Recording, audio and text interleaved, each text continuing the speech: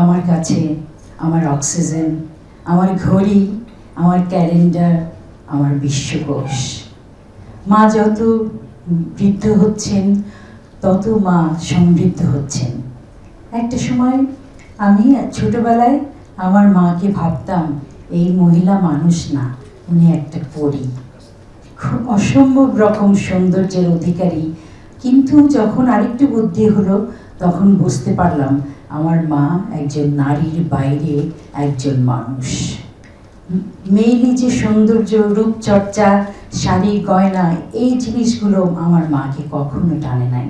আমার বাবা খুব শৌখিন ছিলেন, আমার বাবা একজন চিত্রকর ছিলেন। উনি বারবার তার স্ত্রীকে খুব সুন্দর সাজগোজ অবস্থায় দেখতে চাইতেন, কিন্তু আমার মা সেগুলো অবলীলায় হেলা করে উনি একজন মানুষ হিসেবে মানুষের সামনে পৃথিবীতে উনি তা নিজে দাঁড়িয়েছেন এবং সবসময় একজন সাহায্যকারী হিসেবে না, প্রধান ধারক হিসেবে সংসারের হাল ধরেছেন।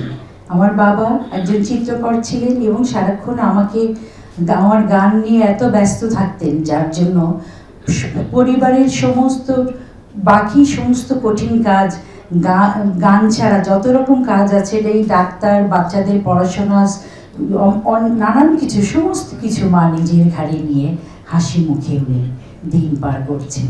এবং আমি এখানে বলতে চাই যে মার পরিচয় আমি ইচ্ছে করেই দিয়েছি। মা একজন ইসলামী চিন্তাবিদ এবং অবশ্যই সমাজ সচেতন, সমাজ হিতৈষী একজন মানুষ। ওনার এই দুইটা হাত দিয়ে উনি আর না হলো 500 মহিলার মৃতদেহ উনি গোসল করিয়েছেন। এই গর্বের জায়গাটা আমার সব সময় আমার হৃদয়ে অনুরণন হয় এবং বলতে লোভ লাগে। সবাই, সমস্ত এই পৃথিবীর সমস্ত মা যারা মানুষ থেকে, মানুষ ছাড়াও যে বাকি প্রাণী আছে, সব মাকে আমি আমার অন্তরের অন্তঃস্থল থেকে শ্রদ্ধা জানাই, ভালোবাসা জানাই। সমস্ত মায়েরা শান্তিতে থাকুক, সুখে থাকুক।